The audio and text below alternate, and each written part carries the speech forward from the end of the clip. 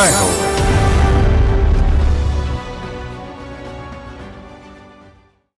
నమస్కారం. సామాన్యుల అసమాన విజయగీతిగా ఈటీవీ జైహోకు స్వాగతం. ఇదేదో రాజు పేద కథ కాదు, ఓ నిజ జీవిత గాథ. తమిళనాట అతడు ఒకనాడు అత్యంత సామాన్యుడు, కానీ ఇవాళ దేశంలో ఓ పెద్ద సంపన్నుడు. పేదరికం నీడలో చిన్నప్పుడు చదివే అవకాశాలు చేజారాయి. తర్వాత కాలంలో ఆయన ఓ నూలు మగ్గంతో చరిత్ర రాశారు.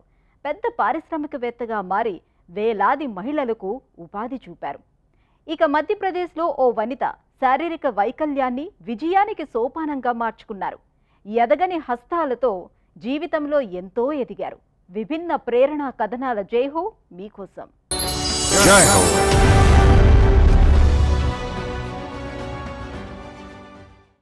కోయంబత్తూరులో నివసిస్తున్న కేపీ రామస్వామికి అక్షరం అంటే ఆపేక్ష, చదువంటే ఎంతో ప్రేమ. కానీ పేదరికం నీడలో అవకాశాలు చేజారాయి. కొంతకాలానికి మగ్గం కొనడంతో జీవితమే మారిపోయింది. పెద్ద పారిశ్రామికవేత్తగా మారి దేశ విదేశాలకు వస్త్రాలను ఎగుమతి చేస్తున్నారు. సమాజానికి ఎంతో కొంత తిరిగి ఇవ్వాలన్న ఆశయంతో 30,000 మహిళలకు చదువు చెప్పించారు. అలా వారి మెరుగైన జీవితాలకు బాట వేశారు.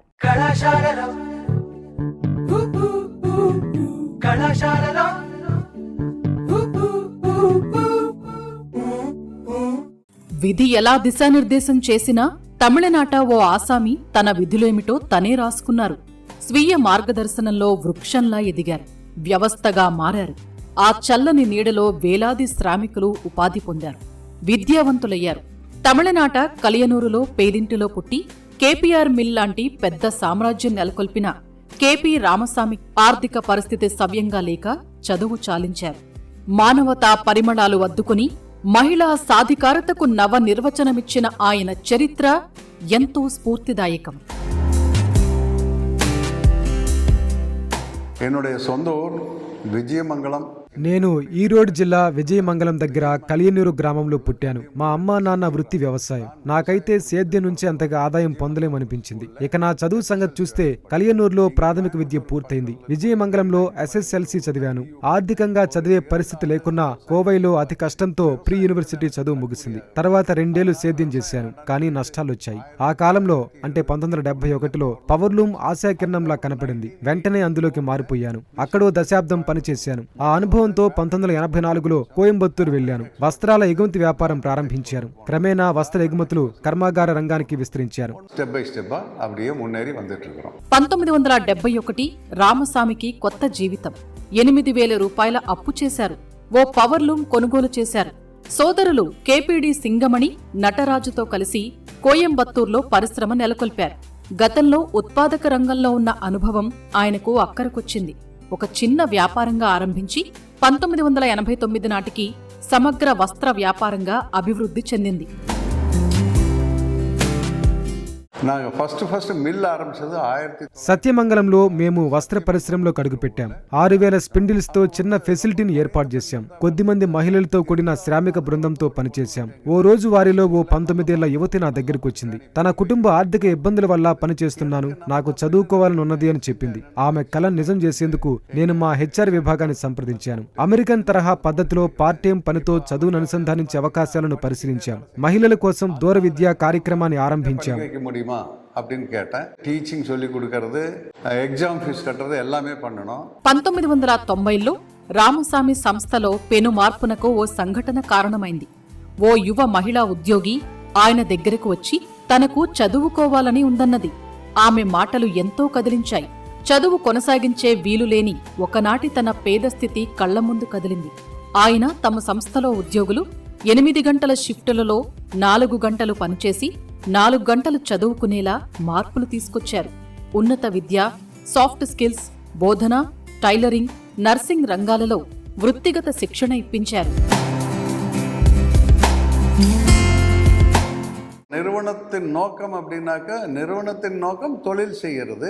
సంస్థ అంటే పనిచేసే కార్యస్థలం. అది మనం ఎదగడానికి అనువైన ప్రదేశమని నా విశ్వాసం. ఇక్కడ ఉద్యోగులు మెరుగ్గా పనిచేయాలి, ఏదో ఒక రంగంలో ఎదగాలి. ఇదే నా అభిలాష. నా కంపెనీ అభివృద్ధికి ఇదే కదా ముఖ్య కారణం. ఇలా మేము 8, 10, 12 తరగతి మానేసిన మహిళలకు ఓ దిశగా ఉపాధి కల్పిస్తున్నాం, మరో దిశగా చదువు నేర్పుతున్నాం. ఒక స్త్రీకి విద్య అందిస్తే ఆమె తన తరం అంతటికీ వెలుగునిస్తుంది. அவங்களுக்கு வேற பக்கத்துல வேலை வாங்கி கொடுக்குற வேலையிலிருந்து நாங்கள் எல்லாமே செஞ்சு வர்றோம். కేపీఆర్ మిల్లు విద్యా కార్యక్రమంతో 27,000 మహిళలు లబ్ధి పొందారు. వీరిలో అనేకులు ఎంబీఏ చేసి వేర్వేరు కొలువులకు వెళ్లి చక్కగా సంపాదిస్తున్నారు. కొందరు నర్సులుగా రాణిస్తున్నారు. Tata electronics, tech Mahindra, Titan లాంటి సంస్థల్లో చేరుతున్నారు. ఇప్పుడిక్కడ ఇలా చదివే వారి సంఖ్య 5,000. ఈ కృషిలో అన్నామలై, అలగప్ప, తమిళనాడు ఓపెన్ యూనివర్సిటీ వంటి విశ్వవిద్యాలయాలు భాగస్వాములయ్యాయి. సాఫ్ట్ స్కిల్స్, సంభాషణ నైపుణ్యాలు నేర్చుకుంటున్నారు. నేను 12వ తరగతి పూర్తయ్యాక కేపీఆర్ కంపెనీలో చేరాను. అండర్ గ్రాడ్యుయేషన్ డిగ్రీని సాధించాను. ఆ తర్వాత క్యాంపస్లో ఉద్యోగం వచ్చింది. మీ వాళ్లని ఎదగనివ్వండి, మీ వ్యాపారాన్ని పెంచుకోండి. ఇది రామసామి తత్వం, వ్యాపార సూత్రం. ఆయన మానవీయ విధానాలు ఉద్యోగుల ప్రశంసలు పొందాయి. ఉద్యోగులు ఆయన్ని తండ్రిలా భావిస్తూ ఆప్యాయంగా అప్పా అని పిలుస్తారు. కోవిడ్ సంక్షోభ కాలంలోనే ఆయన వారికి అన్ని సదుపాయాలు కొనసాగించారు. నార్దర్న్ పార్ట్ ఆఫ్ ఇండియాలో వరకూడియవங்களுக்கு ఉత్తరాది ఉద్యోగుల్లో హిందీ ఆధారిత విద్య నేర్చేవారే ఎక్కువ. వారిలో అత్యధికులు 8వ తరగతితో చదువాపేసిన వారే. వాళ్లు తమ చదువు కొనసాగించడానికి మా బోధనా సిబ్బంది 40 మంది సహకరిస్తున్నారు. National institute of open schooling system నుంచి మేము తమిళ ఆధారిత విద్యను అందిస్తున్నాం. తమిళనాడు ఓపెన్ యూనివర్సిటీ సహకారంతో దాదాపు 3600 మంది ఉద్యోగ విద్యార్థులు ఇక్కడ చేరారు. இந்த எண்ணிக்கை வருஷ வருஷம் எங்களுக்கு கூடிக்கிட்டு தான் போகுதே தவிர குறையல. ఒక రైతు కుమారుడు కేవలం 8,000 రూపాయల పెట్టుబడితో దేశంలో 2.3 బిలియన్ల ఆస్తి ఉన్న పారిశ్రామికవేత్త అయ్యాడు. రామసామి స్థాపించిన అల్లిక దుస్తుల వస్త్ర పరిశ్రమ కేపీఆర్ మిల్స్ దేశంలోనే ఈ తరహా దుస్తుల ఎగుమతిలో అతిపెద్ద కంపెనీగా అవతరించింది. ఆయన వారసత్వం కేవలం వ్యాపార విజయమే కాదు, ఆయన మానవీయ నాయకత్వంతో వేలాది మహిళల జీవితాలు మెరుగయ్యాయి. పని చేస్తూనే చదువుకునే పాశ్చాత్య తరహా విధానం సమాజాన్ని ప్రభావితం చేసింది. ఇదే కదా నిజమైన విజయం. రామసామి ఎంతైనా అభినందనీయులు. కల్వింగరది పెన్గల్ మట్టు వ్యాపార వ్యూహాలను చర్చించుకునే వేళనే మీరు ఓ స్పష్టమైన లక్ష్యంతో ప్రారంభించండి. తర్వాత లక్ష్య సాధన విధానాన్ని ఎంచుకోండి. కానీ లక్ష్య సాధనపై మీకుండే నిరంతర అంకిత భావమే విజయానికి మార్గం చూపుతుంది. கண்டிப்பா உங்களால அச்சீவ் பண்ண முடியும்.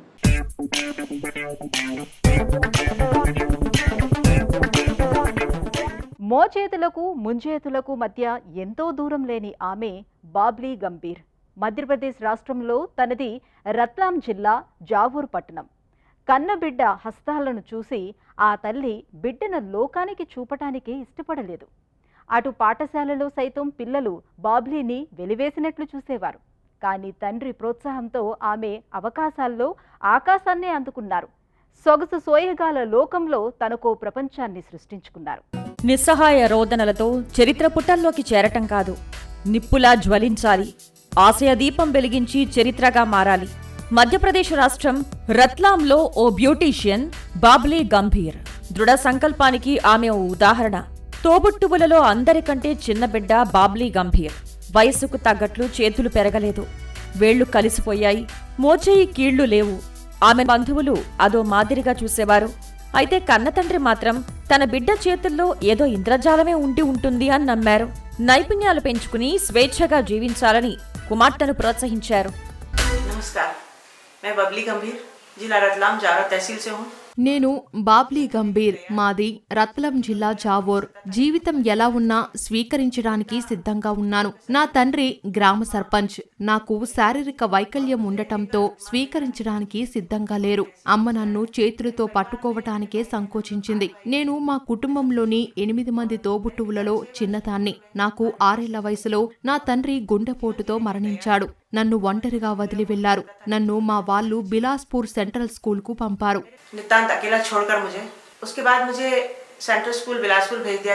బాబ్లీ పుట్టినప్పుడు సమాజం ఎంత క్రూరంగా చూసిందో ఈ సామాజిక క్రూరత్వాన్ని ఎదుర్కొనేందుకు తండ్రి తనయ బాబ్లీకి రక్షా కవచంలా మారారు. ఆమెను చూసి ఎందుకు భారం వదిలించుకోక అని ఉచిత సలహా పడవేశారు కొందరు. కాని ఆ అపస్వరాలను తండ్రి వినలేదు. ఇతరుల వైకల్యాన్ని ఎలా చూడాలో తెలిసిన ఆయన బాబ్లీకి ఆత్మవిశ్వాసం ఇచ్చారు. తన శక్తిని నమ్ముకునేలా ప్రేరణ కలిగించారు. ఆయన నిత్య బోధనలతో ఆమె తన చేతిలోని 5 వేళ్లను కదిలిస్తూ వాటికి పని చెప్పసాగారు. చేతన పొందిన చేతులవి.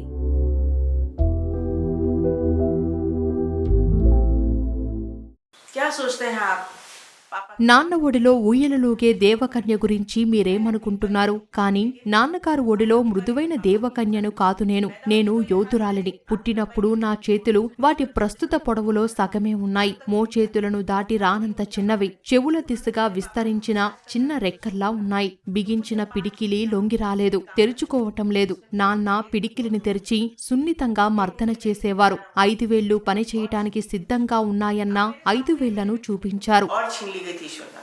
బాబ్లీ తన దారిని తనే ఎంచుకున్నారు. బిలాస్పూర్ కేంద్రీయ పాఠశాలలో చదివారు. తర్వాత డిగ్రీ పూర్తయింది. ఎంఏ ఇంగ్లీష్ చేశారు. తన అభిరుచిని గెలిపించడం కోసం ప్రభుత్వోద్యోగమే వదులుకున్నారు. ఒక మిత్రురాలి బ్యూటీ పార్లర్ను సందర్శించిన వేళ ఆమెలో ఓ ఆలోచన తళుక్కున మెరిసింది.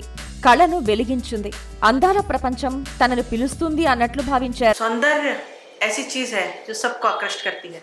అందం అనేది అందరినీ ఆకర్షించే విషయం. నా చేతులు వికారంగా చిన్నగా ఉన్నాయని, 3 వేళ్లే ఉన్నాయని ఈ ప్రపంచం నాకు చెప్పింది.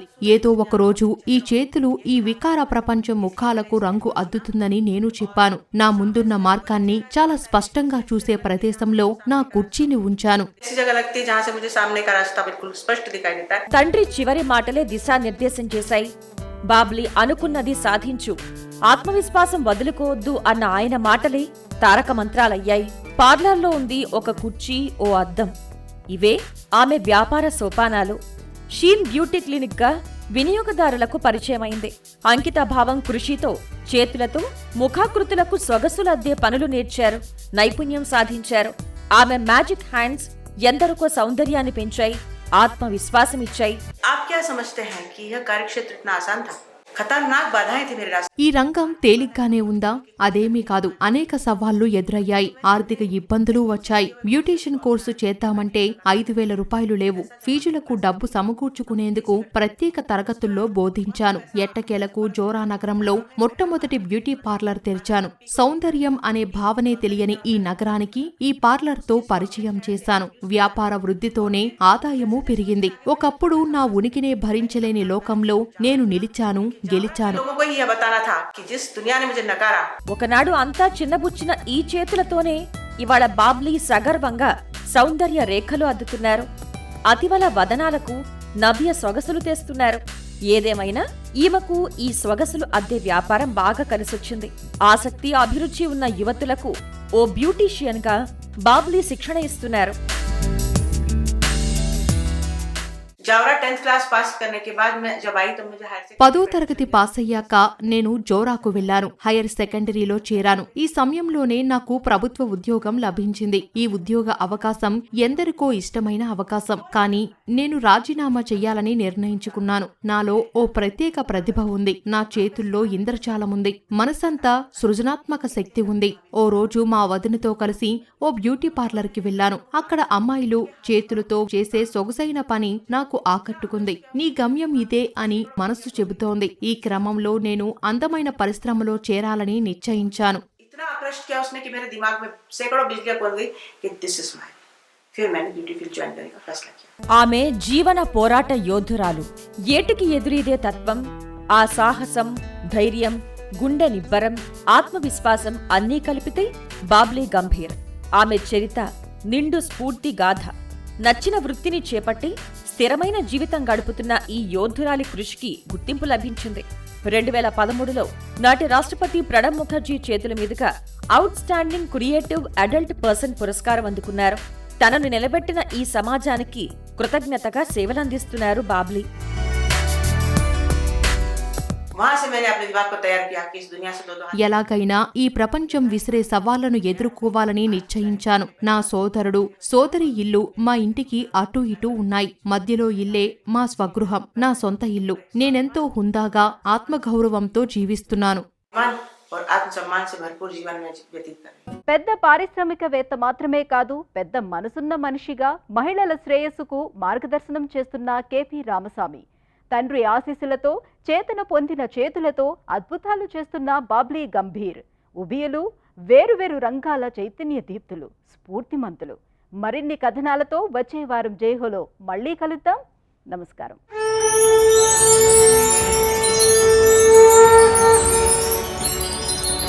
జై హో.